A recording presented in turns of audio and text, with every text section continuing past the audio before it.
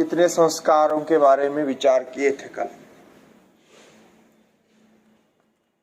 संस्कार का अर्थ है जैसा शब्द है इसी प्रकार इसका अर्थ होता है शुद्ध करना, पवित्र करना।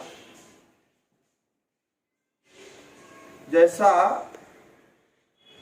हम वस्तुओं को घर में ला करके भोजन तैयार करने के लिए उसको साफ करते, चावल हो तो उसको साफ करते हैं, दाल आदि दाने या कोई भी वस्तु उसको साफ करना होता है। ये साफ करने को ही संस्कार कहते हैं। तो विशेष कर्मों से, विशेष माध्यम से उसका संस्कार होता है, प्रत्येक अलग अलग संस्कार। ऐसे ही मनुष्य को अंत में अपना जो ज्ञान है, स्वरूप ज्ञान है, जो आत्यंतिक दुख निवृत्ति रूप जो मोक्ष प्राप्ति है, इसको प्राप्त करने के लिए ब्राह्मीयम क्रियते तनुहु ऐसा कहा गया।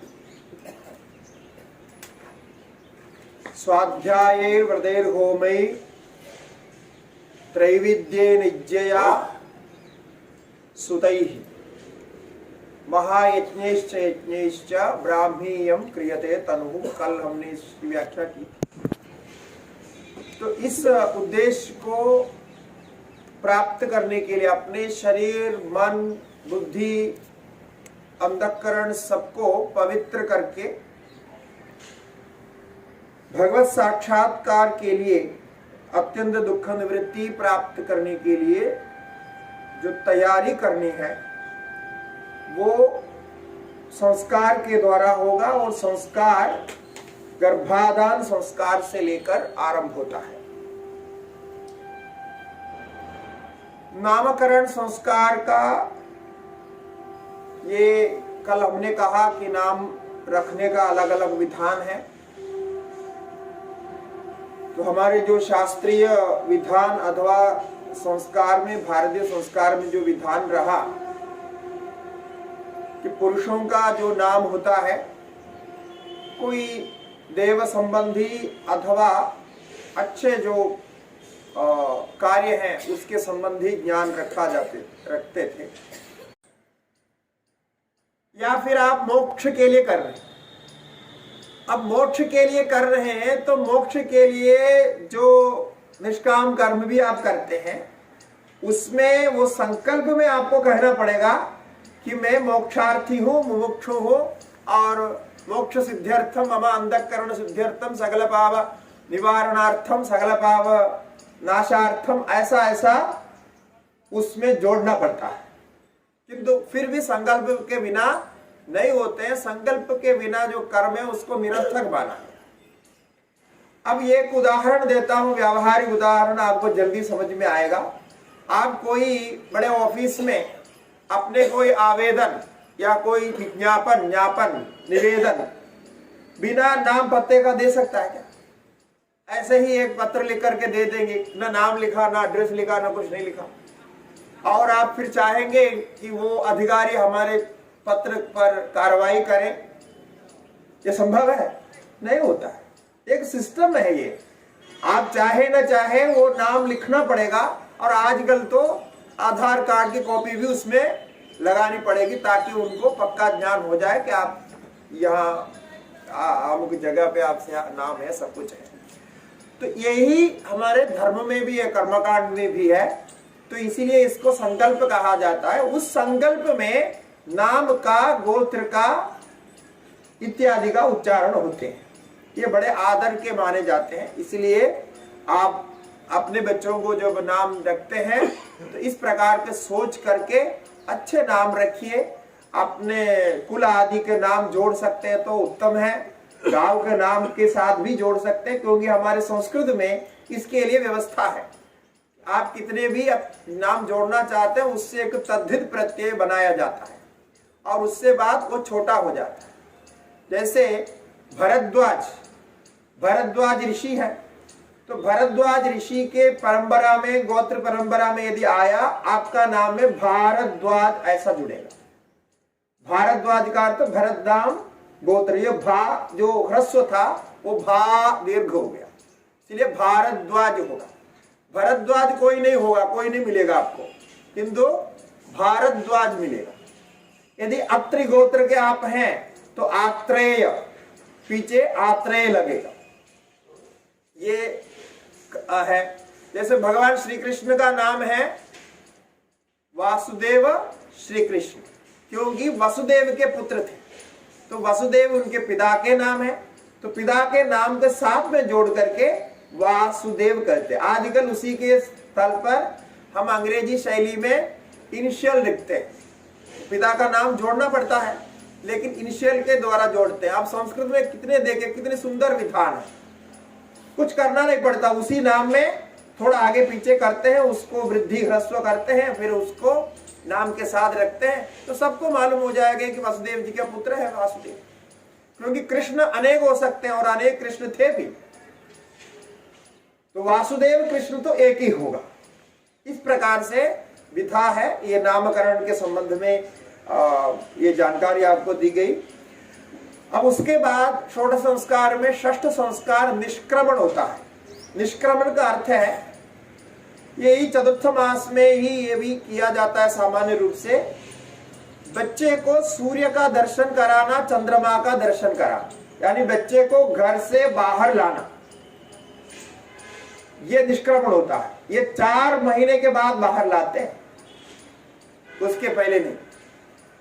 उसका बहुत पीछे कारण है, साइंटिफिक रीजन है क्यों ऐसा करना चाहिए।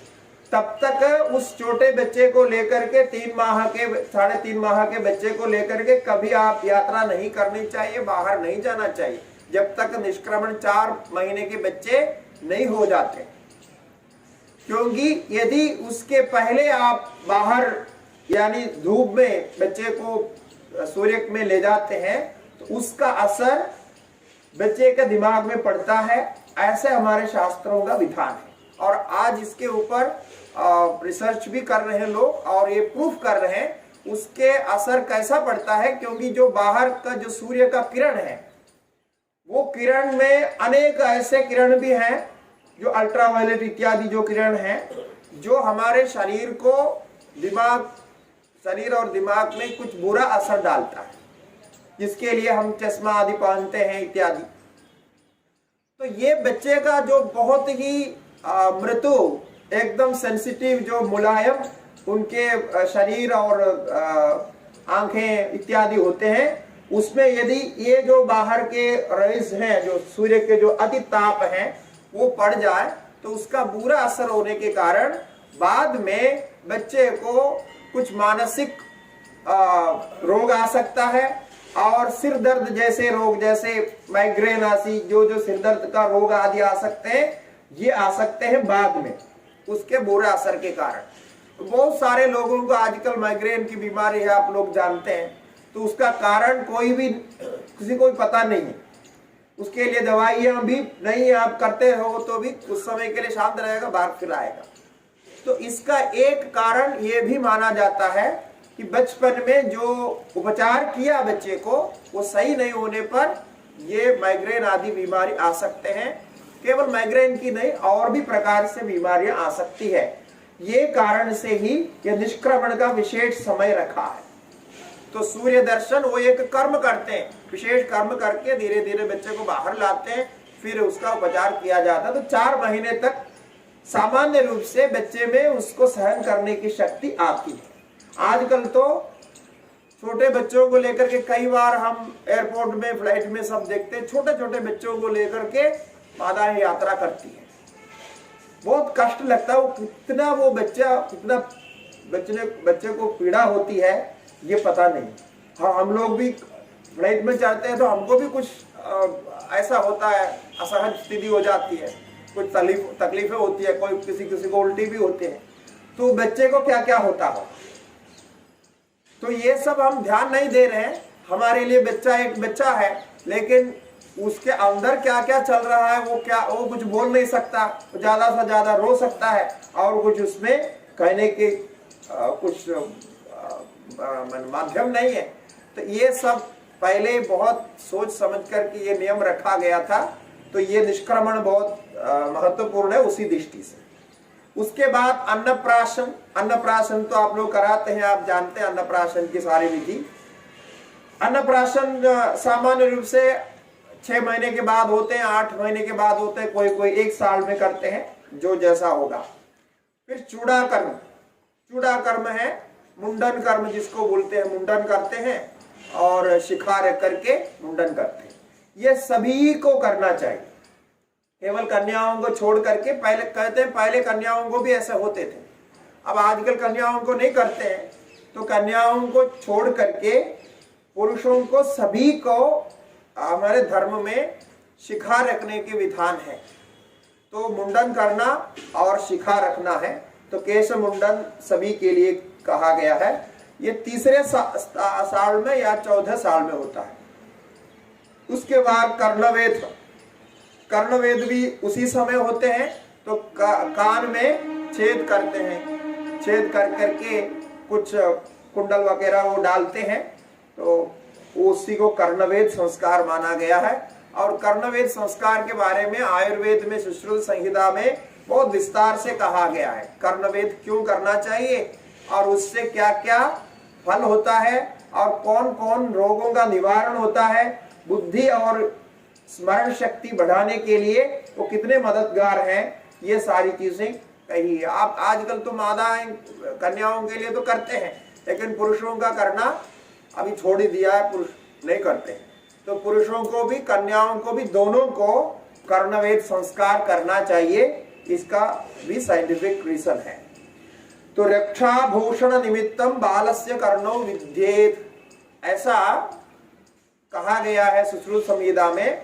बालक की रक्षा के लिए, बुद्धि इत्यादि की रक्षा के लिए, शरीर की रक्षा के लिए बच्चे को कर्णवेद करना चाहिए, और वो दोनों कानों में करते हैं सामान्य रूप से। उसके बाद उपनयन होता है। उपनयन संस्कार बहुत महत्वपूर्ण है। तो उपनयन संस्कार करते हैं 8वां साल में, 10वां साल में, 12वां साल में। तो अलग अलग वर्ण के लिए अलग अलग समय निश्चय किया है, तो उन समय के अनुसार उपनयन संस्कार होता है। उपनयन संस्कार का अर्थ है जैसे हम जो विद्यारंभ कहते हैं, तो विद्यारंभ के पूर्व उपनयन कराते हैं। तो उपनयन में उसमें जो 3 धागा डालते हैं, ये एक धागा पितरों के लिए, एक ऋषियों के लिए, एक देवताओं के लिए होते हैं।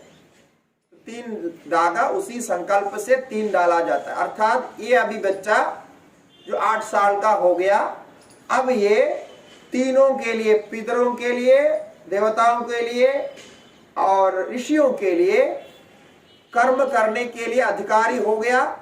और 8 साल के उपनयन के बाद जो भी वो कर्म करेगा उसमें से पुण्य पाप होगा।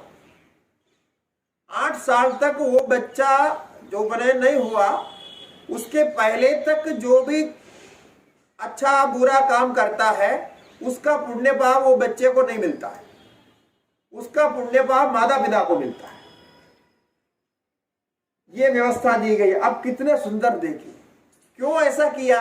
क्योंकि तब तक उस बच्चे को मालूम ही नहीं है कि कौन सा गलत है, कौन सा सही है, ये नहीं करना चाहिए, ये शुद्ध है, नहीं है अशुद्ध है, ऐसा है वैसा है, कुछ भी उसको कोई मालूम नहीं है। अब उसको ऊपर आप बोलेंगे ऐसा करते हुए वो पुण्य पाप होता, बोलना अन्याय होगा।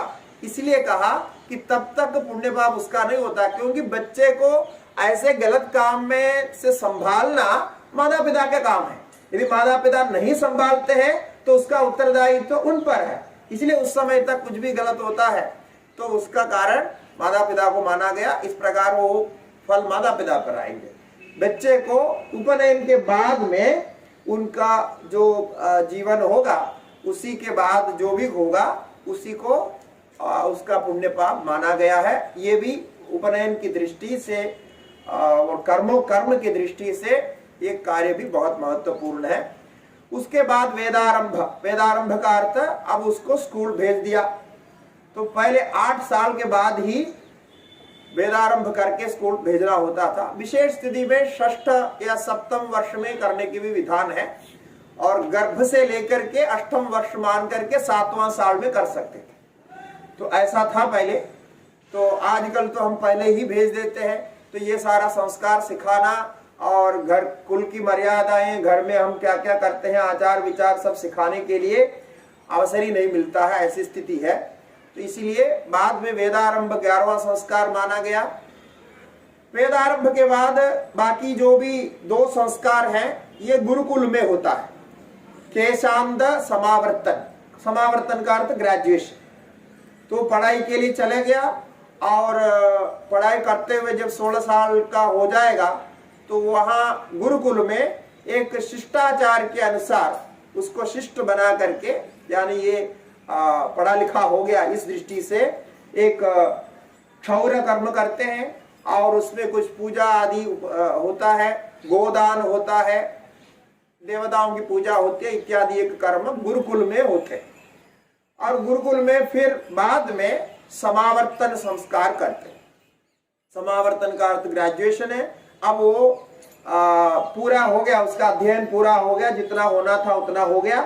अब जैसा अभी हम आजकल ग्रेजुएशन करते हैं यूनिवर्सिटी में, इसी प्रकार वो ग्रेजुएशन करते हैं और वहां से गुरु का आशीर्वाद लेकर के वेदम अनुच्य अंदेवासिनम अनुशास्ति, ये तैत्तरीय उपनिषद में आता है कि वेद का पाठ अध्यापन कराने के बाद गुरु उसको उपदेश देता है। धर्मम चर सत्यम वद स्वाध्यायात्मा प्रमदः, ये सब उनका उपदेश है कि धर्म का आचरण करते हुए जीवन चलाओ, जीवन में कभी असत्य नहीं बोलो, और स्वाध्याय का अभ्यास करो निरंतर। जैसा कल कहा गया था, किसी भी प्रकार से धर्म ग्रंथों का जैसा जैसा हमें अधिकार प्राप्त है, हमें योग्यता है, हम जिसको पढ़ सकते हैं, समझ सकते हैं, ऐसे ग्रंथों का निरंतर अध्ययन करो। स्वाध्यायात् मा प्रमतः, कहते हैं स्वाध्याय से कभी प्रमाद नहीं करना चाहिए। बाकी समय मिले ना मिले, लेकिन स्वाध्याय अवश्य करना चाहिए नियमित रूप से। रामायण आदि का पाठ, गीता पाठ हो, रामायण का पाठ हो, अथवा कोई सदग्रंथ जिसके विषय में लिखा है, महाभारत को हमने कहा महाभारत हो, तो जो आप पढ़ सकते हैं, हिंदी भाषा में पढ़ सकते हैं तो उसको पढ़िए। यदि संस्कृत में आप पढ़ने में योग्य है तो संस्कृत में पढ़िए। जो आप समझ सकते हैं उसी भाषा में पढ़िए, ताकि आपको समझ में आए उसके विचार क्या है। तो इसको बहुत महत्व दिया गया है। इसलिए भारत संस्कृति को विद्या आधारित, ज्ञान आधारित संस्कृति माना गया है।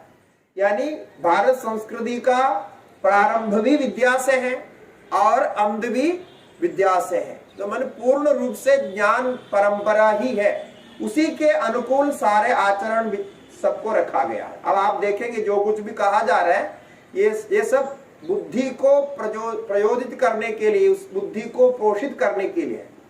जो प्रसिद्ध गायत्री मंत्र है, जिसका उच्चारण सबसे पहले कराया जाता है जो उपनयन आदि संस्कार करते समय, तो उसको बुद्धि को वृद्धि करने के लिए ही कहा। उसकी प्रार्थना वही है, बुद्धि को विकसित करे, बुद्धि को शुद्ध करे। बाकी कोई हमको धन चाहिए, संपत्ति चाहिए और स्वास्थ्य चाहिए, ये चाहिए वो चाहिए, कुछ नहीं मांगा।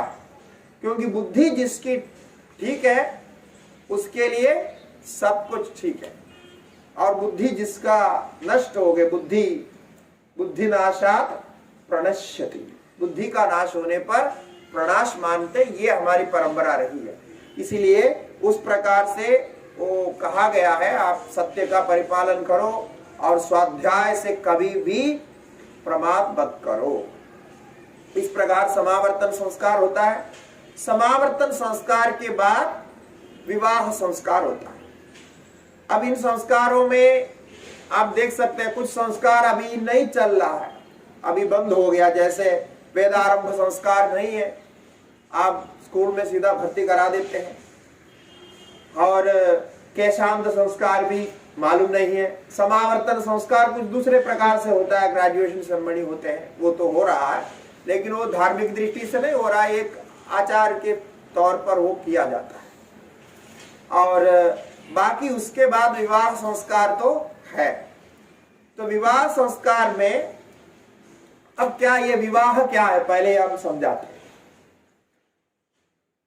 देखिए हमारे शास्त्रों में ये कहा गया, ये सृष्टि को आरंभ करते हुए ब्रह्मा जी, जो ब्रह्मा जी थे सृष्टि को आरंभ करने वाले, जो भी देवता थे, ब्रह्मा जी थे, ब्रह्म थे या हिरण्यगर्भ थे, जो भी देवता थे, वो एक ही था, अकेला था, एक ही देवता है आत्मा की दृष्टि से।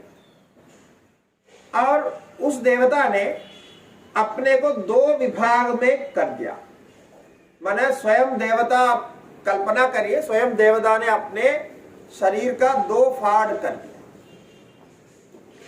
और आधा भाग को स्त्री बनाया, आधा भाग को पुरुष बनाया। ये कहते हैं तैत्तरीय ब्राह्मण में, अधो अर्धो वा एष आत्मन यत्पत्नी। और इसी प्रकार मनुस्मृति में पहले अध्याय में ये कहा गया है कि अर्धांगिनी, हम बोलते ही है पत्नी को अर्धांगिनी बोलते हैं। उसका अर्थ है कि वो आधा भाग, पुरुष का आधा भाग है। तो ये जो आधा आधा जन्म लिया, अब एक आधा जो है कई और घर में जन्म लिया और दूसरा आधा कोई और जगह और घर में जन्म लिया। तो समय आने पर, संतान उत्पत्ति आदि के लिए समय हो जाने पर, दोनों के सृष्टि के हिसाब से, प्रकृति के हिसाब से दोनों को जोड़ना है। जोड़ने के लिए ढूंढते हैं, ये आपके आधा भाग कहाँ है, वो कोई और होंगे, कहीं जन्म लिए होंगे, तो वो ढूंढना पड़ता है। इसलिए होता है ना, जो लड़के के लिए लड़की ढूंढना और लड़की के लिए लड़का ढूंढना, ये होता है। और ढूंढने से सही पता चलाना चाहिए, उसका नियम है, कैसे कैसे ढूंढना, कौन से गोत्र का कैसा होना चाहिए, सारा करके ढूंढते हैं। और यदि आप ढूंढ नहीं पाए तो ज्योतिष का सहायता लेते हैं, क्योंकि ये कहा गया है कोई पुरुष यहाँ जन्म लेता है उसके लिए एक स्त्री अवश्य होगी, इसी प्रकार स्त्री के लिए एक पुरुष भी अवश्य होगा। किंतु वो ढूंढने में कभी कभी इधर उधर हो जाता है, तो उसके लिए ज्योतिष की सहायता लेने का विधान भी है। ऐसा लेकर के बाद में फिर गोत्र का, कौन सा गोत्र का, ये देखना होता है। समान गोत्र के संबंध में नहीं होता, समान गोत्र में शादी विवाह नहीं होते। शायद आप लोग इसको जानते हैं, आजकल भी कोई समान गोत्र के नहीं करते। इसका कारण मैं कल बताया था, गर्भाधान के संबंध में कहा था कि समान गोत्र के विवाह करने से उसमें बीज शक्ति नष्ट होती है और आगे जो संतान उत्पन्न होगा वो कमजोर उत्पन्न होता है, शारीरिक रूप से, मानसिक रूप से कमजोर उत्पन्न होता है। और फिर वो परंपरा धीरे धीरे 2 या 3, तीसरी पीढ़ी, चौथी पीढ़ी में कमजोर होकर नष्ट हो जाती है। इसलिए समान गोत्र में कभी भी विवाह नहीं होना चाहिए। उसका अर्थ ये हो गया कि निकट बंधुओं से कभी विवाह नहीं होते। ये तो हमारे भारत में तो कम से कम अभी भी प्रचलित है, ये पूरा तो नष्ट नहीं हुआ, इसलिए आप लोग जानते हैं इसके विषय। इसके पीछे बहुत शास्त्रीय कारण है और इसको विस्तार से हमारे शास्त्र ग्रंथों में, विशेष करके गृह्य सूत्र, जिनके बारे में मैंने पहला दिन कहा था, वेद के षडंग में जो कल्प है, कल्प में एक गृह्य सूत्र है जो घर संबंधी कार्य बताते हैं, उसी के अंतर्गत ये 16 संस्कार, 24 संस्कार इत्यादि सब आता है। तो गृह्य सूत्रों में ये वर्णन किया है कि कौन से गोत्र, समान गोत्र होने से क्या दोष होता है इत्यादि वर्णन किया है। और मनुस्मृति, याज्ञवल्क्य स्मृति, पराशर स्मृति, इसी प्रकार महाभारत आदि सभी ग्रंथों में जहां ये 16 संस्कार, विवाह आदि का वर्णन मिलता है, सभी स्मृतियों में आपको मिलेगा।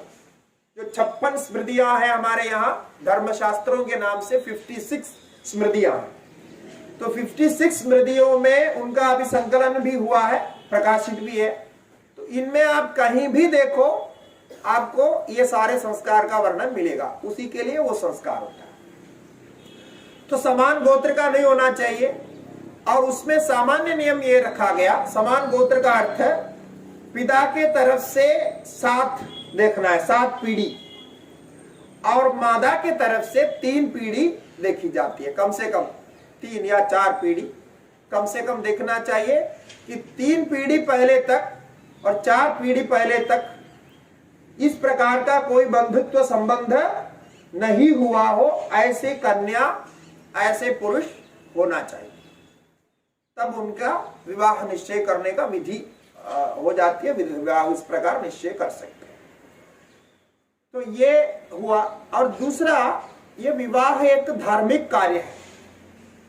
जैसा हमने कहा पति पत्नी दोनों को साथ में रख करके गृहस्थाश्रम बनाने के लिए है, तो दोनों में इस दृष्टि से भी, अब जैसा कहा गया अभी कि भगवान का एक ही रूप था, भगवान स्वयं को 2 अलग अलग भाग में बांटने के बाद में वो अलग अलग घर में जन्म लेते हैं।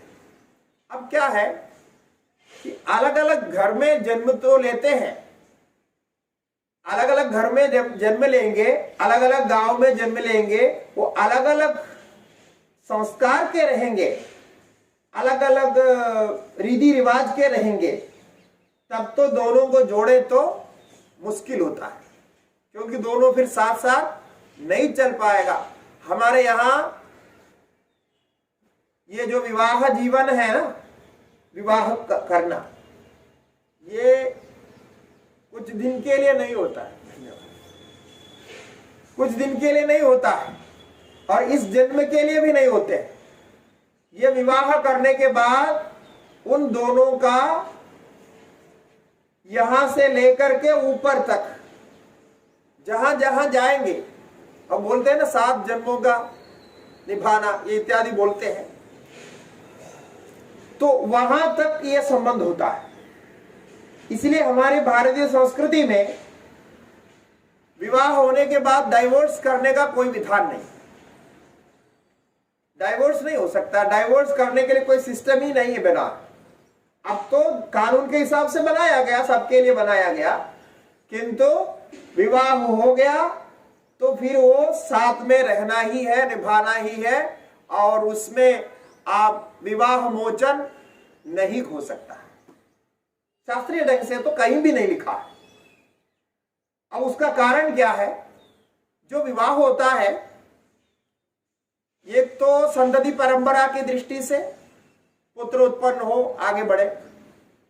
दूसरा उसका महत्वपूर्ण कारण है कि उस व्यक्ति को धार्मिक कार्यों को करने के लिए पुरुष और स्त्री दोनों को यज्ञ याग आदि जो भी कहा गया है धार्मिक कार्य करने के लिए दोनों को साथ साथ होना ही चाहिए। क्योंकि हमारे वेद में जो 80% जो कर्मकांड कहा गया है, उनमें वो कर्मकांड करने के लिए पति पत्नी दोनों साथ में ही चाहिए। अकेला ब्रह्मचारी जो रहता है वो नहीं कर सकता, करने से फल नहीं मिलेगा। संन्यास लेने के बाद संन्यास लेने के बाद सन्यासी का कोई कर्म में अधिकार नहीं, क्योंकि सपत्नी ही कर्म होते।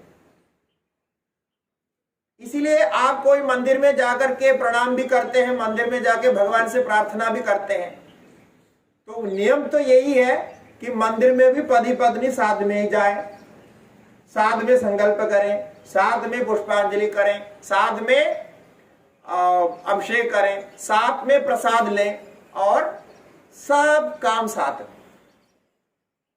कितना मुश्किल है देखिए। अब आज जो है ये कहेंगे लोग, हमको बोलते हैं स्वामी जी ये तो कैसा होगा, तो प्रैक्टिकल है ही नहीं। और कई लोग तो विवाह करके अलग अलग रह रहे हैं, कोई इधर नौकरी कर रहे, कोई उधर नौकरी कर रहे। इसका मतलब हमारा धार्मिक कार्य तो चलेगा नहीं। हम बोला तो शास्त्रीय दृष्टि से तो नहीं हो पाए। फिर क्या है कि ये नहीं होने पे कुछ शॉर्टकट निकाला है, उसके कोई दूसरे उपचार कुछ निकाला है, वो बात अलग है, मैं बताऊंगा आपको, इसके लिए भी है। लेकिन ये साथ में ही होता है। अच्छा समझो कि दूसरे उपाय से, यानी हमने कुछ वैकल्पिक उपाय निकाल के विवाह तो हो गया, पति पत्नी अलग अलग रह रहे, क्योंकि सबके अलग अलग ड्यूटी है, कोई दूर में रहते इधर रहते, तो साथ साथ में हमेशा रहना तो संभव नहीं। तो ऐसे स्थिति में कर्म कैसे होगा? तो उसमें नियम ये है कि आप अकेला भी कर्म करते हैं, दोनों को मन में ध्यान, यदि पत्नी अकेला करती है तो पति का स्मरण करना होगा। ये कहते हैं ना, आप जब तीर्थ स्थान आदि में जाते हैं तो आपको संकल्प कराते हैं तो बोलते हैं मंदिर में यदि जानकार पुजारी है, यदि सही पुजारी है तो वो बोलेगा आप पत्नी का स्मरण करो या पति का स्मरण करो, साथ में बिठाओ। तो उसके लिए ये कुछ कुछ विधान बनाया है। एक तो एक वस्त्र जो है पास में रखते हैं, एक वस्त्र पास में रख करके करते हैं। और जैसे राम जी ने किया, अथवा पत्नी की मूर्ति बना करके पास में रखते हैं। अभी पत्नी की मूर्ति तो सब लेके घूम नहीं सकते, कम से कम फोटो आदि तो रख सकते हैं, फोटो आदि रख सकते हैं मूर्ति की जगह। और दूसरा एक होता है, आपने देखा होगा कहीं कर्मकांड करते समय एक हाथ जो ऐसा हम संकल्प कर रहे हैं तो दूसरा हाथ ऐसा रखते हैं, ये देखा होगा ना कई जगह। तो ये पता है क्यों ऐसा रखा जाता है? मतलब ये एक ही हाथ से काम करना है, क्योंकि हमें दाएं हाथ का प्रयोग करना। मैं एक रहस्य बता रहा हूं, बहुत लोगों को मालूम नहीं है ये क्यों ऐसा करते हैं। तो ये हाथ से ही करना है। ये हाथ कोई भी कर्मकांड में कहीं भी प्रयोग नहीं होता, ये शौचादि नियम के लिए हाथ है।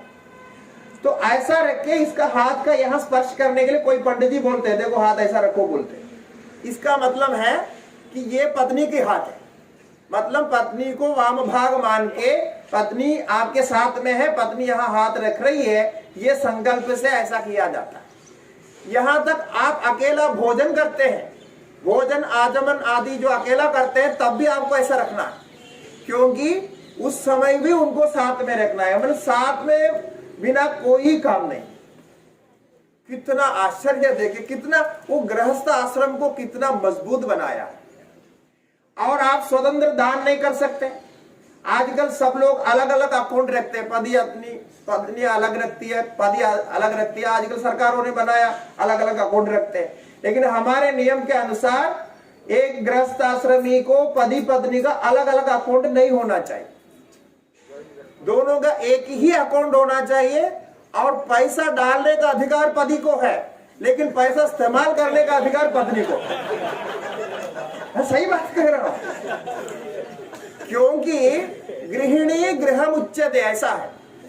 तो ये गृहिणी का मतलब वो घर वही चलाती है, इसलिए उसका नाम गृहिणी है। तो आप पैसा कमा के ला सकते हैं, लाने के बाद वो आप पत्नी के पास देंगे और फिर पत्नी बोलेगी कि कहां इस्तेमाल करना है, कहां दान देना है। इसलिए हम लोग दान पूछने जाते हैं तो हम पत्नियों के पास जाते हैं, क्योंकि हमारे गुरुजी भी ऐसा कहते हैं कि पुरुष से पूछने से अच्छा है आप स्त्री से पूछो, क्योंकि वो घर में जो दान देने का, लेने कुछ भी करने का अधिकार वो उसको दिया गया। कितना सुंदर व्यवस्था है। देखिए, ऐसे में कहीं झगड़ा हो सकता है क्या? नहीं होगा, झगड़ा होने की कोई संभावना ही नहीं। ये सबसे पहले झगड़ा होने का एक कारण होता है कि ये दो अकाउंट बना रखा। अब दोनों अकाउंट बना रखने से पति को संशय होता है कि पत्नी अपने पैसे को कहां कर रही है, और पत्नी को संशय होता है कि पति क्या कर रहे हैं। तो कुछ ना कुछ होता ही है, मानसिक रूप से संशय हो जाते हैं, फिर उसी को लेकर बातचीत होती है, आदि आदि संशय होते हैं। लेकिन हमारी व्यवस्था में ऐसा है, ये सनातन धर्म की व्यवस्था में गृहस्थ आश्रम बहुत महत्वपूर्ण है। तो सारा सिस्टम उन्होंने पक्का रखा है। और दूसरा, जैसा अभी हमने कहा, ये पत्नी शब्द जो बनता है ना, व्याकरण की दृष्टि से एक इंटरेस्टिंग, मतलब रोचक बात बताऊं, ये जो पत्नी शब्द बना ही इसलिए है, वो धार्मिक कार्य में साथ देने वाली इस अर्थ में, पत्युर्नो यज्ञ संयोगे, ऐसा एक व्याकरण सूत्र आता है। पति शब्द है, पति शब्द, पति ही ऐसा संस्कृत में बनता है, उसके साथ नो प्रत्यय होता है, ना प्रत्यय करते हैं। तो पति के साथ ना प्रत्यय करके वो ना को अंदर रखते हैं, तो पति ना पत्नी ऐसा बनते हैं। वो किस लिए, किस अर्थ में होता है? यज्ञ में साथ में बैठने वाली, उसके बिना यज्ञ नहीं हो सकते हैं। इस प्रकार यही विवाह संस्कार का मूल है। तो धार्मिक अनुष्ठानों को करना, और जैसा आप देखा गया, संतान उत्पत्ति भी हमारे लिए एक धार्मिक अनुष्ठान है। जैसे गर्भाधान संस्कार से लेकर के जो कहा गया, ये धार्मिक अनुष्ठान है, इसी दृष्टि से। अब आप देखिए, हमारे कुछ लोग मानो कुछ समय से भी ऐसे प्रचार कर रहे हैं, हमारे संस्कृति में स्त्रियों का स्थान नहीं है, सम्मान नहीं है, फिर उनको नीचे दिखाते हैं, ये करते वो करते, ऐसे सब कुछ चलता है, आप लोग भी सुने होंगे। ये तो क्या है, ये विवादित विषयों को विवाद में रखने के लिए कुछ कुछ लोग कहते हैं, लेकिन जो गांव में रहते हैं, जो हमारे सामान्य जीवन चलाते हैं, उनको तो पता है कि ऐसा कुछ होता नहीं। अब अपने अपने कर्तव्य बताया है, स्त्रियों के लिए अलग कर्तव्य बताए हैं, पुरुषों के लिए अलग कर्तव्य बताए, वो तो सबके लिए कर्तव्य का विधान किया। इसका ये अर्थ नहीं है कि वहां कोई मान सम्मान की बात थी। हमने कभी देखा भी नहीं, हमारे अपने बचपन में या हमारे गांवों में ऐसा कोई भाव देखा ही नहीं। वो बराबर सम्मान के लिए ही माना गया है, उसका कोई मतलब नहीं है। लेकिन कुछ कर्म उनको नहीं करने के लिए बोला, तो कुछ कर्म पुरुष को भी नहीं करने के लिए बोला, तो करना नहीं करना ये बात अलग है। वो तो कर्म का विधान, ड्यूटी का विधान अलग किया है, वो साथ में ही कर सकते हैं इत्यादि।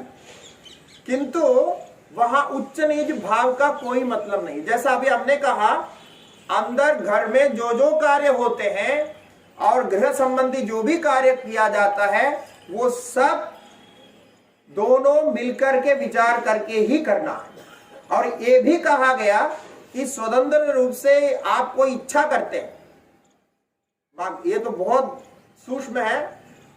बोलते हैं कि अभी देखो पति की कोई इच्छा हो गई, मुझे कुछ खरीदने की इच्छा हो गई उसको, या पत्नी की कोई इच्छा हो गई। कहते हैं कि जैसे इच्छा उत्पन्न होते ही आप देख लेना ये इच्छा कितनी बढ़ेगी, कितने ये मजबूत बनेगी। यदि आप समझते हैं कि ये इच्छा मुझे करनी ही है, तो सबसे पहले पत्नी को बताना है। यदि पत्नी की इच्छा हो गई तो पति को बताना, उसके बिना आगे आप कार्य नहीं करना है उसमें, ऐसा कहा गया। तो प्रतिदिन इस प्रकार के इच्छाओं का भी लेन देन होना चाहिए, और सम्मिलित होकर के कोई भी निर्णय लेते हैं घर में, सम्मिलित होकर के निर्णय लेना चाहिए। वो एक संकल्प, एक निर्णय, एक मनाहा, ऐसा होना चाहिए। इसकी हम प्रार्थना रोज करते हैं, लेकिन ये गृहस्थाश्रम से आरंभ होता है। तो ये धर्म कामार्थ जितने भी हैं वहां तक, कब तक ये साथ में रहते हैं? गृहस्थाश्रम में तो पक्का साथ में रहना है। उसके बाद वानप्रस्थ में जाते हैं, यानी आप रिटायर हो गए, गृहस्थाश्रम पूरा हो गया, अपने बच्चों को बड़ा किया और उनको जो भी देना है, पढ़ाना है, दिखाना है, जो भी करना है, कराना है, वो हो गया। और बच्चे जो है अपने पुत्र या पुत्री, उनके विवाह हो गए, उनके पुत्र हो गए, यानी आपके पौत्र हो गए। पौत्र होने के बाद आप वानप्रस्थ आश्रम ले सकते हैं, माने रिटायरमेंट, पूरा घर से विमुक्त हो सकते हैं। तो घर से विमुक्त होते समय सब कुछ कार्य पुत्र को सौंपा जाए, जो भी संपत्ति है, जो कुछ भी है, सौंप करके वानप्रस्थ आश्रम, फिर कोई कमाने का काम ना करे। रिटायरमेंट के बाद आजकल भी 60 साल में रिटायरमेंट होता है, ऑफिशियली भी, मैंने सरकार में, अन्यत्र भी होता है। लेकिन लोग रिटायरमेंट होने के बाद भी नौकरी करते हैं और कमाते हैं, ये गलत है। आप रिटायरमेंट होने के बाद काम कर सकते हैं, काम करना चाहते हैं तो आप कर सकते हैं, लेकिन वो सेवा भाव से होना चाहिए। आप कोई संस्थाओं में, जैसे केंद्र आदि संस्था है, इसी प्रकार जो सामाजिक कार्य करते हैं, समाज उद्धार के लिए जो कार्य करते हैं, तो ऐसे संस्थाओं में जाकर के अपने योगदान दे, अपनी प्रवृत्ति, अपने जो भी आपके सामर्थ्य है, आपकी जानकारी है, उसी के द्वारा आप उनको योगदान दे सकते हैं। दूसरा, आप कुछ विशेष जानकार है, आप समझिए आप इंजीनियर है, आप डॉक्टर है, या विशेष कोई जानकार है, विशेष विषय के जानकार है, तो आप अपने गांव के, अपने इलाके के बच्चों को अपने घर बुलाकर या अथवा कोई विशेष स्थान में उनको वो विद्या प्रदान कर सकते हैं बिना पैसा दे। जैसा आजकल ट्यूशन होता है, ये ट्यूशन का मूल रूप यही था कि आप अपने जीवन के 60 साल के जो अनुभव हैं वो बच्चों के साथ साझा करें, उनको मार्गदर्शन दें। ये व्यवस्था थी।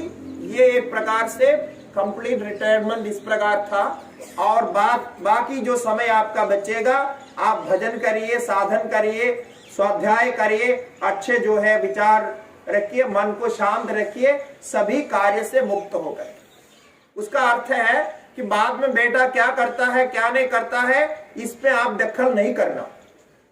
ये वानप्रस्थ आश्रम है। यदि बेटा आकर के कुछ पूछता है कि हमें मार्गदर्शन करिए, आप अपना आशीर्वाद दीजिए, मार्गदर्शन करिए, बोलता है, तभी आप उनको समझाने जाना, नहीं तो जो वो कर रहा है उनको करने देना। यदि नहीं करने देते, आप बीच बीच में जाकर के दखल देते हैं और कुछ ऐसा आपके उपदेश देते हैं, हो सकता है बाद में आपके प्रति अनादर बन जाए। ये होता है। इसीलिए अनादर बनने का एक कारण यह है कि आपका समय हो गया, आपको जो करना था कर लिया, आपने जो कमाना था कमा दिया, जो देना तो दे दिया, अब आप जो है मुक्त होना चाहिए, लेकिन लोग ये कर नहीं पाते। वो विवश होकर के उपदेश देने लगते हैं और बाद में पुत्र को विवश होकर कहना पड़ता है पिताजी आप चुप बैठ दिए, अभी हम संभालेंगे, ऐसा बोलना पड़ता है, जो कि नहीं होना चाहिए, लेकिन पिताजी मानते नहीं।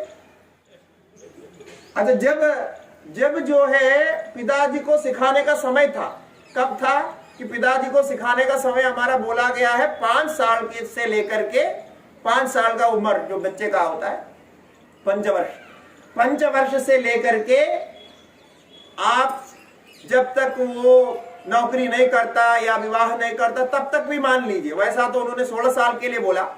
16 साल के बाद में पिता पुत्र को कभी डांट करके पिता पुत्र से व्यवहार नहीं करने के लिए कहा। 16 साल तक ही कर सकता है वो। उसके बाद में आप मार्गदर्शन कर सकते हैं, लेकिन वो मित्रवत, यानी डांट करके नहीं, मार करके नहीं, धमकी दे करके नहीं, वो आप जैसे मित्र से बात करते हैं, देखो बेटा ऐसा करने से अच्छा है, तुम्हारे लिए ये ठीक है, ये ठीक नहीं है, ये मेरा अनुभव है, इत्यादि इत्यादि आप मार्गदर्शन कर सकते हैं।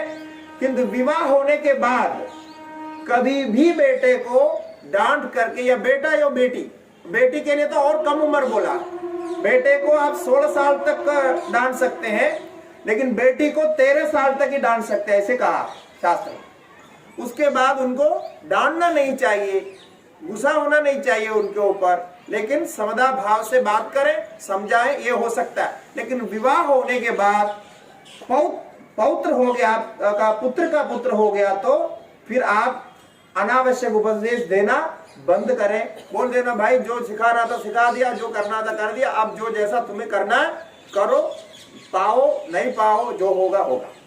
यदि आप उपदेश पूछता है तो कोई भी आपको उपदेश पूछता है तो आप मार्गदर्शन दे सकते हैं। यदि ऐसा आप नहीं करते हैं तो पक्का ये बात पक्की मान लीजिए, वो आपके प्रति घृणा होगी। वो कभी दिखाएगा नहीं, आपके आदर प्रेम के कारण वो दिखाएगा नहीं, लेकिन उसके मन में चलेगा कि पिताजी को क्या जरूरत है इस पर बोलने का, पिताजी ऐसा क्यों करता है, ऐसा मन में उसका भाव होगा। यदि आप अपने स्थान पर वानप्रस्थ आश्रम स्वीकार करके बैठेंगे, घर में ही बैठिए कोई बात नहीं, लेकिन ये भाव होना चाहिए।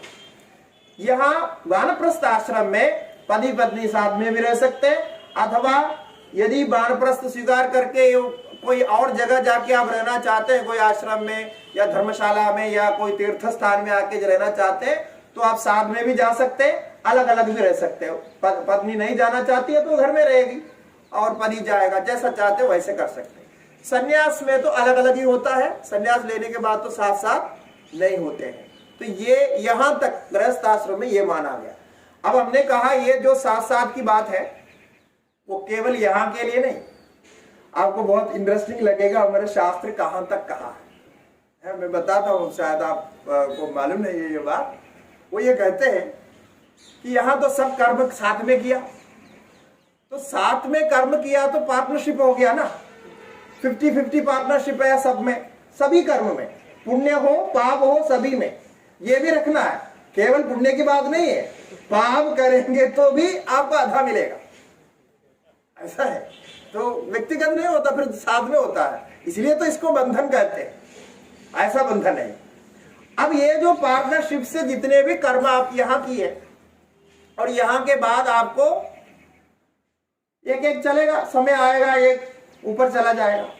अब जब ऊपर चला गया तब समस्या हो जाती है। अब एक तो नीचे रह गया, क्योंकि साथ साथ में तो जाना होता नहीं, बहुत ही कम होते हैं, तो एक ऊपर चला गया, एक नीचे है। अब जो ऊपर चला गया उसका कर्मफल कैसे मिलेगा? उसको अभी चित्रगुप्त कहां भेजेंगे? तब कहते हैं नहीं भेजेंगे, जब तक दूसरा नहीं आएगा तब तक वो वही इंतजार करता है। बस यही है, ये मैं नहीं कह रहा हूं, शास्त्र में पूर्व मीमांसा दर्शन में स्पष्ट लिखा कि यहाँ ये प्रश्न किया गया, आप जब सबको साथ साथ में रख रहे हो तो वो पार्टनरशिप हो गया, फिर वो साथ में आ गया तो वो आधा कर्म का फल कैसे देंगे, ऐसा प्रश्न करता है। तब बोलते हैं आधा कर्म का फल लेना संभव नहीं, इसीलिए वो रुकता है, वहां रुकेगा। ये भी जब ऊपर आएगा तब दोनों मिलकर के दोनों के लिए जो फल देना है देता। मतलब यहां तक उन्होंने ये व्यवस्था रखी। ऐसा है गृहस्थ आश्रम, ये कोई सामान्य बात नहीं है। इसलिए ये सारी व्यवस्था कर्म के आधार पर है और इसमें पूरी शास्त्रीयता है, यानी शास्त्र जो कहता है उसी के आधार पर है। यही हमारा धर्म का विवेचन है। इसलिए हमारे लोग में भी लोग कहते हैं देखो इधर भी साथ में है, उधर भी साथ में है। अब जाहिर है कि वहां से जब जन्म लेंगे तो वो तो वहां थोड़ा कर्म का विभाजन और भी होगा, क्योंकि साथ साथ में जो किए हुए कर्म है वो सारा वहां यदि प्राप्त हो गया स्वर्ग में, उसकी समाप्ति हो गई तब तो ठीक है। यदि नहीं हुआ तो फिर आगे के लिए भी होता है। और आगे के लिए क्या होता है कि अभी आप किसी को द्रोह करते हैं, वो आपके विरोधी बनकर के आएंगे। ये सब आप गरुड़ पुराण देखेंगे, गरुड़ पुराण में ये विस्तार से लिखा है कि आपका पुत्र कौन बना, पति कौन बना, इसके पहले आपके साथ इनका क्या संबंध थे, क्यों ऐसा हो गया, इत्यादि इत्यादि सब लिखा है। एक अच्छा ग्रंथ है ये कर्म विभाग के संबंध में। वृद्धारुण सूर्यारुण कर्म विपाक, वृद्ध सूर्यारुण कर्म विपाक नाम से एक ग्रंथ है जो ज्योतिष का ग्रंथ है। लेकिन उसमें यह कहा कि आप ऐसे कुल में क्यों जन्म लिया और ऐसे बंधु आपको क्यों मिले, ऐसे माता पिता क्यों मिले, सारे का पूर्व संबंध कर्म संबंध बताया गया। तो वृद्धारुण कर्म विपाक तो ऐसा ग्रंथ है। और सामान्य रूप से क्या हुआ, अच्छा, तो सामान्य रूप से गरुड़ पुराण है, तो इनमें ये व्यवस्था दी गई है, सब उसके बारे में आप जान सकते हैं। और विवाह के साथ में विवाह कर्म जो हो गया उसके बारे में कल भी हमने कुछ आपको बताया था। विवाह के कुछ नियम है, उसमें जो 7 फेरे लेते हैं जो मुख्य अंश है उसका मैं बताता हूं। मैंने कल बोला था कि 7 फेरे का 7 मंत्र होता है और ये 7 लक्ष्य को साथ साथ प्राप्त करने के उद्देश्य से ये किया जाता है। जब वो गांठ बांधते हैं ना, दोनों को पीछे पकड़ करके गांठ बांधते हैं, एक के पीछे एक, तो ऐसा बांधने से उसका भी एक मंत्र होता है। और जो अंगूठा आदि पहनाते हैं, ये सब जो होता है, इसका सब अपना अपना जो कर्म है। ये 7 सप्तपदी जिसको बोलते हैं, सप्तपदी बहुत मुख्य है हमारे विवाह आचरण। इसका एक एक का मैं अर्थ बताता हूं। ऋग्वेद में एक विवाह सूक्त नाम के एक सूक्त है, विवाह सूक्त उसका नाम है, ऋग्वेद के 10वें मंडल में आता है। यदि कभी आपको पढ़ने का मौका मिला अथवा युवाओं को अवश्य ये विवाह सूक्त पढ़ना चाहिए। वो 16-17 मंत्र का है और इसकी हिंदी व्याख्या भी उपलब्ध है विवाह सूक्त का। तो विवाह सूक्त में ये जो बातें मैंने बताई हैं और दोनों के आत्मा, दोनों के शरीर, दोनों का भाव, दोनों का धर्म कर्म, सब के बारे में विस्तार से उसमें बताया। जो हमारे धार्मिक भावना है साक्षात ऋग्वेद में ही है विवाह सूक्त नाम से, तो उसी में ही ये आता है, सप्तपदी आदि उसी को बाद में प्रयोग करते हैं। पानी ग्रहण होता है, हाथ पकड़ना होता है, बांधना, कई कर्म है। तो उसमें सप्तपदी में जो पहला जो चक्कर लेते हैं, पहला पदी जो पहला चक्र होता है, वो उसमें जो मंत्र आता है उसमें ये प्रार्थना है कि हम साथ साथ रहते समय अन्न पानादि की वृद्धि हो और अन्न पानादि कमी कभी ना हो। इसी प्रार्थना के साथ पहला जो है फेरा लेते हैं।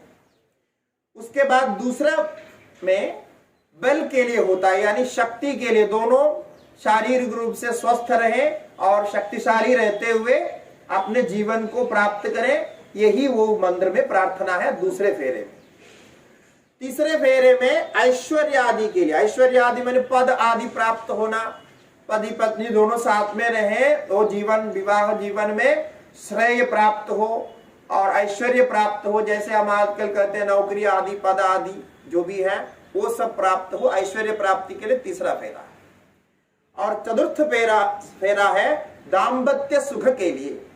दाम्पत्य सुख यानी परस्पर स्नेह भाव से रहे, परस्पर अच्छे संबंध हो, इसके लिए चतुर्थ फेरा है।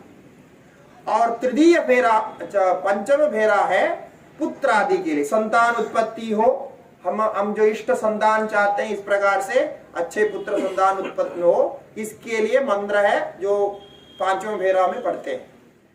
और षष्ठ फेरा है, उसमें जो है प्रकृति से प्रार्थना है कि प्रकृति से प्रार्थना करते हैं कि हम जिस गांव में रहेंगे, जिस घर में रहेंगे, जिस नगर में रहेंगे, जिस इलाके में रहेंगे, वहां हमारे लिए प्रकृति भी अनुकूल हो, ऋतुएं भी अनुकूल हो। ऐसा ना हो कि हम वहां जाके रहे, हमको फिर पानी नहीं मिला या फिर वहां बीमारियां होने लग गए, ये सब स्थिति मत हो। इस प्रकार से ऋतुओं के लिए और साथ में जो गाय आदि जो पशु हैं उन सबके लिए, ये सबके लिए ये षष्ठवीं प्रार्थना है। और सातवीं प्रार्थना अंतिम प्रार्थना है, इसीलिए सातवें फेरा बहुत मुख्य होता है। बोला ना 7 फेरा पूरा होना चाहिए, सातवें फेरा बहुत मुख्य है। ये सातवें फेरा इसी के लिए जो अभी अभी मैंने बोला कि आजीवन 7 जन्म तक हमारे बीच कोई भी विषय को लेकर के कोई भी भेदभाव ना हो, मन मुटाव ना हो, माने दीर्घकाल मैत्री ये बनी रहे, तो कभी भी हमें हमारे बीच में कोई विवाद ना हो। इसके लिए ये 7 फेरे लेते हैं। ये 7 फेरे का तात्पर्य आपको बताया, ये दाम्पत्य जीवन है। और इसके बाद एक कर्म होता है अग्नि आधान कर्म, जो अभी नहीं करते हैं कोई, तो अग्नि का आधान करके नित्य पूजा करना होता था। आजकल उसी के स्थान पे हम दीपक जलाते हैं, अग्नि आधान के ही प्रतिरूप है। प्रातः काल सायंकाल आप दिया जलाएं और प्रार्थना करें भगवान से, भगवान के साथ बैठकर करके हमेशा प्रार्थना करें। ये एक अग्नि आधान कर्म होता था संस्कार में, 15वां संस्कार ये है। और उसके बाद अंतिम संस्कार, ये अंतिम संस्कार का नाम को ही हम अंत्येष्टि बोलते हैं। अंत्येष्टि जो संस्कार है ये भी एक संस्कार है, क्योंकि वो आत्मा यहां से अब निकल गई है और शरीर को विधिवत दाहन किया जाता है। तो ये अंत्येष्टि संस्कार के साथ षोडश संस्कार पूरा होता है। तो ज्यादा कर्म संस्कार से लेकर के जो कर्म संकल्प किया था, वो कर्म संकल्प को ये अंत्येष्टि संस्कार में छोड़ा जाता है। ये है मान ज्यादा कर्म से लेकर के यहां तक उसका एक संबंध है। ये सारे कार्य उसी कर्म को पूर्ण करने के लिए किया गया, ऐसे कल्पना है। इसीलिए अंत्येष्टि संस्कार को भी विधिवत करना होता है, पुत्र आदि के द्वारा वो कार्य होते हैं। इसके बारे में तो आप लोग जानते हैं। इस प्रकार हमने संक्षेप में आपको गार्हस्थ्य जीवन षोडश संस्कार के विषय में बताया। अब ये जो आत्मा अभी निकलती है, जो आत्मा हम सबके अंदर विद्यमान है, इसी आत्मा का विशेष ज्ञान, विशेष विचार उपनिषदों में, वेदांत में होता है। वेदांत आज भी विश्व में सबसे उत्कृष्ट तत्व चिंता यानी सबसे उत्कृष्ट विज्ञान माना जाता है वेदांत, द हाईएस्ट फिलोसफी। तो उसमें एक मुख्य चीज यही है कि एक ही परमात्मा से सभी का सृजन हुआ। तो ये जो जगत दिखता है ये भी परमात्मा का ही स्वरूप है। जीवात्मा के रूप में भी परमात्मा है, हम सबके अंदर वही आत्मा विराजमान है। हमारे शरीर आदि जो पंचभूतों से बने हुए हैं, आकाश आदि तत्वों से, ये भी परमात्मा के द्वारा ही बनाए गए हैं। तो ऐसे परमात्मा को, सर्वव्यापक परमात्मा को जानना। अब बाकी काम तो सब हो गया, आपने जीवन में अध्ययन किया और अपने गृहस्थाश्रम को चलाए, समाज के लिए सेवा किए और तपस्या की, सब कुछ हो गया। किंतु अब वो असली जो ज्ञान है, जो परमात्मा का ज्ञान है, वो रह गया। उसके लिए जीवन में कुछ समय निकालें और उसके बारे में चिंतन करें। और प्रतिदिन जब आप पूजा पाठ करते हैं, भगवान का ध्यान करते हैं, तब भी उस परमात्मा के बारे में सोचें जो परमात्मा सर्वव्यापक है। तो मैं वेदांत का एक संक्षिप्त परिचय शेष समय में देता हूं। आप लोग वेदांत के बारे में सुने ही है, और प्रथम दिन में मैं वेदांत क्या है, वेद का अंध भाग इत्यादि कहते हुए फिर वेद का परिचय दिया था, तो वो ज्ञान आपको ऑलरेडी है। अब देखिए, हमारे सामने सार बताना हो, हमारे सामने तीन तत्व है, तीन है। एक तो हम स्वयं है, जो अपने को हम व्यक्ति मानते हैं, ये शरीर जो पिंड है ये है, इसके अंदर एक जीवात्मा है, ये भी हम मानते हैं। दूसरा हमारे सामने जगत है, ये जो प्रपंच दिखता है हमारे चारों तरफ, ये है। और तीसरा हम जिसके लिए प्रार्थना करते हैं, जो हमारे भगवान है, ईश्वर है, परमात्मा है, ब्रह्म है। क्योंकि हम ऊपर देख करके भगवान की प्रार्थना करते हैं, तो हम बोलते हैं ना, ऊपर वाले देखते हैं, यानी भगवान को मानने वाले तो सभी मानते हैं कि भगवान तत्व है। तो हमारे पास इस प्रकार तीन हो जाते हैं, भगवान, हम स्वयं, जीव और ये प्रपंच, तीन होता है। अब तीन का एक ट्रायंगल बनेगा, त्रिकोण बनेगा, और इन तीनों के संबंध में ही सारा विचार होता है। तो त्रिकोण कैसा बनेगा कि हमारी जिज्ञासा होती है कि भगवान के साथ हमारा क्या संबंध है, भगवान और मैं, मेरा और भगवान का क्या संबंध है। तो ईश्वर और जीव का संबंध, ये त्रिकोण का एक भाग हो गया। इसके बारे में हम जिज्ञासा करते हैं, और इसी जिज्ञासा का समाधान वेदांत शास्त्रों में, उपनिषदों में मिलता है। और दूसरा त्रिकोण का दूसरा भाग है, ईश्वर और जगत का क्या संबंध है। क्या ये जगत को ईश्वर ने बनाया, और बनाया तो क्यों बनाया। तो जब बनाना ही था तो विचित्र जगत क्यों बनाया, एक जैसा बनाया होते, सबको सुखी बनाना तो सुखी बनाते, ये सबको दुखी बनाना तो दुखी बनाते, जो बनाते तो एक प्रकार से होते। इतने विचित्र कार्यों को करते हुए विचित्र फल देने वाले ऐसे असंतुलित रूप में इस प्रपंच को क्यों बनाया, ये सभी लोग पूछते हैं। तो बनाने वाला कोई है क्या। तो जगत और परमात्मा का संबंध, ये त्रिकोण का दूसरा भाग हो गया, दूसरा कनेक्शन। तीसरा है कि जीवात्मा और जगत का संबंध, यानी मैं अमुक गांव में, अमुक घर में क्यों जन्म लिया, मैं इधर क्यों आया, और कहीं अमेरिका में, स्विट्जरलैंड में, जापान में क्यों जन्म नहीं लिया, मैं भारत में आकर के क्यों जन्म लिया। लोग सोचते हैं ना, और इधर से उधर जाने के लिए तैयारी करते हैं। तो ये भी एक प्रश्न होता है। तो जीव जगत, जगत ईश्वर, और ईश्वर जीव, इस प्रकार ये जो त्रिकोण बनेगा, ये सारे वेदांत शास्त्र, जो फिलोसफी माने जो तत्वशास्त्र, तत्व ज्ञान देता है, ये तीन के संबंध में ही देता है। ये अति संक्षेप में पूरा वेदांत का सार इसमें ही है। आपको सारे उपनिषद में यही कनेक्टिविटी के बारे में चर्चा मिलेगी। तो हम एक एक को थोड़ा एक एक शब्द में एक एक वाक्य में बताता हूं कि अब ईश्वर और जीव का संबंध, ईश्वर और जीव के संबंध में वेदांत कहता है, देखो जो ईश्वर है, ये जीव ईश्वर का अंश है।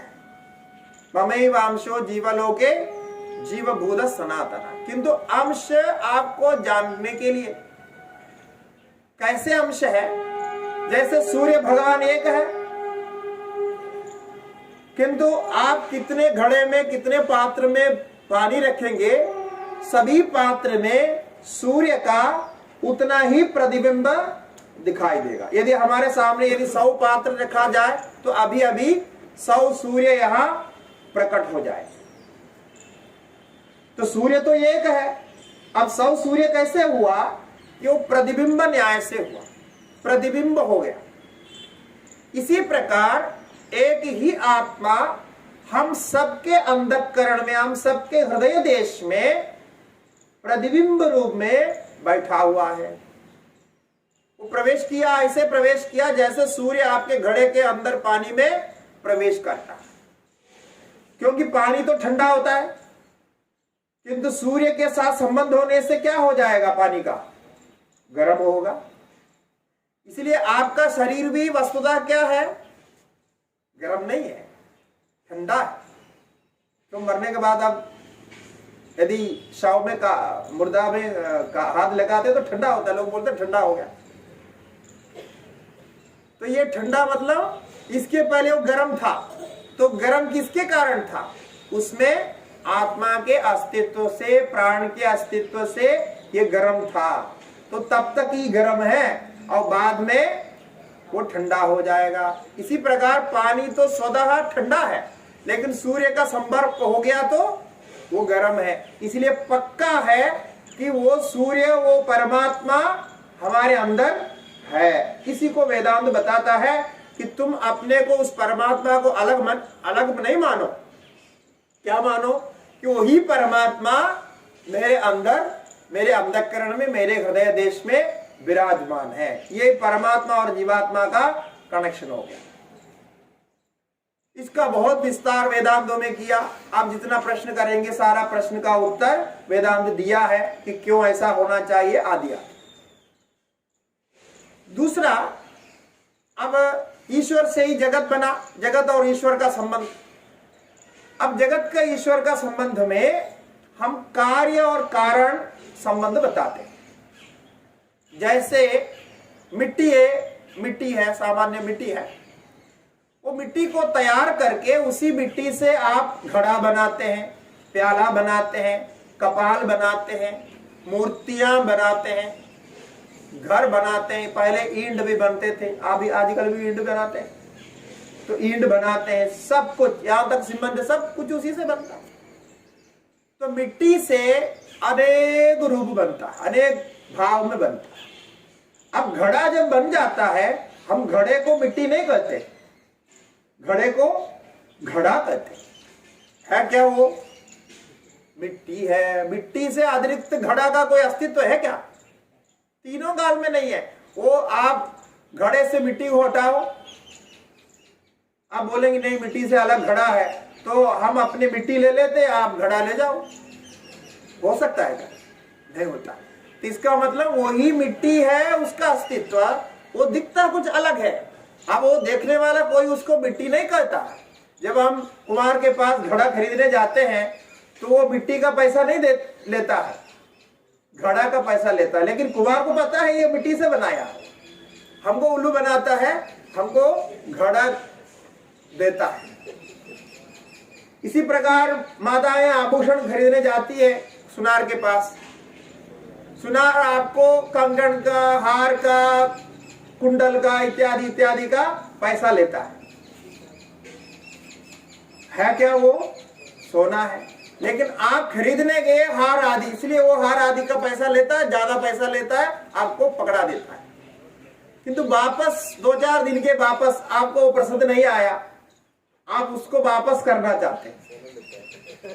वो जब वापस ले जाएगा तो आप बोलेंगे कल तो हमने हार लेके गया था, अब हार का आपका रह गया, हमारे लिए तो वो सोना है। तो वो सोने को तोलेगा और उस दिन का जो रेट अखबार में आया होगा, सोने का जो रेट आया उसमें बदलता रहता है, तो रेट देखेगा, केवल सोने का जो है दाम आपको देगा, हार का नहीं देगा। क्या फर्क क्या हुआ है? फर्क ये है कि आपके बुद्धि में आपके लिए वो हार है, और सोनार तो बुद्धिमान है, वो जानकार है, इसलिए वो सोचता है कि ये सोना ही इस पे सत्य है। हार तो आज हार है, मैं तो कल उसको कंगन बना दूं, मैं कुंडल बना दूं, वो मेरी इच्छा है, मैं बदल सकता हूं। इसी प्रकार भगवान अपने से ही शक्ति निकाल करके, अपने से ही सब सामग्री निकाल के इस प्रपंच को रचा है। जो प्रपंच आपको दिखता है भूमि, वायु, जल इत्यादि के रूप में, ये भगवान स्वयं ही यहाँ प्रकट हुआ है। तो ईशावास्यम इदगुम सर्वम सदैव सौम्येदमग्रासीत सर्वम खलुदम ब्रह्म तज्जलानिधि शांतोपासीत आदि आदि शब्द कहते हैं। तो ये हो गया जगत और ईश्वर का संबंध, और यही वेदांत का दूसरी चर्चा है। अब तीसरा है कि जीवात्मा और जगत का हमारा इसके साथ क्या संबंध है, हम क्यों इधर आया, क्यों जन्म लिया, ये सब क्यों हुआ। इसके लिए हमारे यहाँ एक कर्म सिद्धांत है। आप अज्ञानी हैं, आपको परमात्मा का ज्ञान नहीं था, इसलिए आपने जैसा पहले कहा संकल्प करके कर्म किए, बहुत सारे संकल्प किए, कर्म करते रहे। जब जब जन्म मिला, जब जब मनुष्य जन्म मिला, तब तब आप कर्म करते रहे, तो ढेर सारे कर्म इकट्ठे हो गए। आप अभी तक जो जन्म से लेकर के जब तक आपके याददाश्त तैयार हो गई, तब से लेके अभी तक कितना कर्म किया, एक लिस्ट बना के देखिए। नहीं बना पाएंगे आप, कुछ तो भूल गए। जो याद भी है उसका लिस्ट बनाएंगे, कम से कम 200-300 पेज की पुस्तक बनेगी, इतने सारे कर्म किए। और जो भूल गए तो वो बात अलग है। तो आप कुछ भी कर्म करते हैं ना, आप भूल जाएंगे भले, किंतु चित्रगुप्त नहीं भूलता। उनके पास सब रजिस्टर रहता है कि आपने आज सुबह ये किया, ये किया, ये किया, पूरा अपडेट। मतलब गूगल के पास आजकल बहुत स्टोरेज मानते हैं, लेकिन चित्रगुप्त के पास उससे कई गुना ज्यादा है। तो सारा उधर फीड रहता है। तो ये सारा कर्म हो गया, और उन कर्मों में आपने कभी कभी ये भी वो भी सब बहुत कुछ मांगा। मुझे जन्म लेना है भारत में, वहां मुझे ऐसा कर्म करना है, और मेरे जो है घर ऐसे होने चाहिए, माता पिता ऐसे होने चाहिए, पत्नी ऐसी होनी चाहिए, और पैसा होना चाहिए, फिर ये होना चाहिए, वो होना चाहिए, क्या क्या आपने पहले मांगा था वो सब उनके पास रजिस्टर्ड है। और उनमें से जो जो मैच्योर हो गया, मैच्योर होना तो डिपॉजिट किया है आपने, वो सारा एक साथ तो दे नहीं सकता। तो जैसे मैच्योरिटी होते हैं, वो मैच्योर होने के हिसाब से आपके हित में, क्योंकि वो अपने पास से कुछ नहीं डालता है, जो आपने पहले डिपॉजिट किया वो आपको जरूर वापस मिलेगा। वो देने के लिए आपको जन्म लेना पड़ता है, उसके लिए आपके पास भेजेगा, और उसी के अनुसार पूरा प्रोग्राम करके भेजेगा कि आपका जन्म में इतना दिन है, उतने दिन में, उतने साल में आपको क्या क्या प्राप्त होगा, कैसे होगा, सारा कुछ उस पे लिखा हुआ होता है। उसी के अनुसार जन्म से लेकर के आपके कर्म आदि आदि बनते रहते हैं। आप फिर नया कर्म भी कर सकते हैं। ये तो कुछ उन्होंने दिया क्या है कि आपको जन्म दिया, शरीर दिया और अवसर दिया। उस जन्म, शरीर, अवसर को लेके आप क्या नया करेंगे, इसके लिए आप स्वतंत्र हैं। थोड़ी स्वतंत्रता आपको दी है, आप विचार करो, और कुछ छोड़ना चाहते तो छोड़ो, रखना चाहते तो रखो, परिवर्तन करना चाहते उतनी स्वतंत्रता दी है। उसको हम कहते पुरुषार्थ। तो प्रारब्ध और पुरुषार्थ दोनों लेकर के आप इस जगत में आते हैं, और इस जगत के साथ आपका कर्म, कर्तव्य, विषयी संबंध है। ये सब इसीलिए ऐसे जगह पे आप जन्म लेते हैं, ऐसे ही सब कुछ आपका होता है। उसके बाद आप अपने विचार करके ज्ञान अज्ञान की दृष्टि से यदि आप सही विचार करेंगे तो आपका सही मार्ग आगे निकलाएगा और स्पष्ट रूप से आप इस बंधन से, ये दुख से, परेशानी से मुक्त भी हो सकते हैं। जैसा हमने कहा इस प्रकार अलग अलग कर्म से वो सब कर सकते हैं।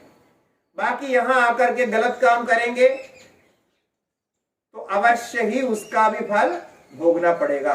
अब गलत काम करके अब वर्तमान स्थिति में पुलिस केस हो गया या कोर्ट में गया, कोर्ट में आपने अच्छे वकील को रखा और वहां से तो आप शायद निकल जाएंगे क्योंकि वो कानून के हिसाब से तो निकल गया, लेकिन भगवान की दृष्टि से चित्रगुप्त के वहां कोई वकील नहीं, कुछ नहीं चलता। जो कर्म किया उसका फल आपको मिलेगा ही। केवल प्रायश्चित एक विधान है, प्रायश्चित कर सकते हैं। यदि प्रायश्चित किया तो उसमें कुछ छूट मिलेगी, यदि प्रायश्चित नहीं किया तो छूट नहीं मिलेगी। बस इस प्रकार से पूरे 100% ये व्यवस्था है। तो ये जो त्रिकोण संबंध है यही वेदांत की चर्चा है, यही हम भागवत पुराण में वेदांत सुनते हैं, उपनिषदों में सुनते हैं। ऐसे हमारे पास उपनिषद बहुत सारे उपनिषद हैं। तो जैसा हमने कहा सभी शाखाओं के 1180 उपनिषदें रही है और वर्तमान समय में जो उपनिषद हमें प्राप्त हुए हैं लगभग 180 जितने उपनिषद हमें प्राप्त हुए हैं उनमें 101 उपनिषद उसमें मुख्य माना गया है और 101 उपनिषद में भी 10 उपनिषदों को प्रमुख माना गया। तो 10 उपनिषद वेदांत के 10 उपनिषद होते हैं, ईश, केन, कठ, मुंडक, मांडुक्य, तैतरीय, ऐतरेय, छांदोग्य, बृहदारण्यक, ये नाम से 10 उपनिषद है। ये 10 उपनिषद श्रीमद् भगवद गीता और ब्रह्मसूत्र ये तीनों मिलकर के इनका नाम होता है प्रस्थान त्रयी। यही वेदांत का मूल ग्रंथ है। इसमें 10 उपनिषद ऋषियों के द्वारा प्रणीत है, वेद के ही भाग हैं। और श्रीमद् भगवद गीता आप जानते हैं, श्रीमद् महाभारत में वेद व्यास जी के द्वारा रचित महाभारत में भगवान श्री कृष्ण के वचन है। उसमें श्री कृष्ण भगवान से के 577 वचन है, माने 577 श्लोक उनके हैं। कुल मिलाकर के भगवद गीता में 700 श्लोक है। और ब्रह्मसूत्र नाम के बहुत उत्कृष्ट ग्रंथ है, वेदांत का मूर्धन्य ग्रंथ मानते हैं। उसमें जैसा जैसा प्रश्न आपको आता है, ये जो विषय में सारे प्रश्नों का उत्तर दिया और कर्म व्यवस्था इत्यादि कहा, अभी जैसा मैंने अभी बताया, कल देवताओं के बारे में बताया, ये सब उसी में है। तो ये ब्रह्मसूत्र की रचना भी भगवान वेद व्यास ने किया। तो कृष्ण द्वैपायन वेद व्यास जी उनके नाम है। तो उन पर भगवान शंकराचार्य जी के भाष्य हैं, जो अभी उपलब्ध भाष्यों में प्रस्थान त्रय का सबसे प्राचीनतम भाष्य भगवान शंकराचार्य जी के भाष्य हैं। उन्होंने ये अद्वैत दर्शन को, जो हमारे सनातन धर्म के मूल है, उसको विस्तार से युक्ति युक्त ये प्रस्थान त्रय भाष्य में समझाया है। जब आपको अवसर मिलेगा तो आप इन ग्रंथों का अध्ययन करें, विशेष करके श्रीमद् भगवद गीता से आरंभ करिए, उसके बाद उपनिषदों का अध्ययन करिए, फिर ब्रह्मसूत्र का अध्ययन करिए। तो ये वेदांत का एक संक्षिप्त परिचय आपको दिया। अब सायंकाल में हम जैसे कल बताए थे कुछ ग्रंथों के बारे में आपको बताएंगे और नित्य कर्म में आपको क्या क्या करना चाहिए साधक की दृष्टि से, और जो भी हुआ उसका एक संक्षेप थोड़ा संक्षिप्त समय में बताकर बाद में हम प्रश्नोत्तर लेंगे। तो जितने भी अभी प्रश्न है सब आप लिखित रूप से लाएं और शाम को प्रश्न पूछें, और उसके बाद में सबको प्रसाद वितरण होगा और समापन सत्र होगा। हरि श्री गुरुभ्यो नमः। हरि ओम। धन्यवाद परम पूज्य स्वामी जी। शांति मंत्र करेंगे। हाथ नमस्कार मुद्रा, आंखें बंद। सर्वे भवन्तु सुखिनः, सर्वे भवन्तु सुखिनः, सर्वे सन्तु निरामयाः, सर्वे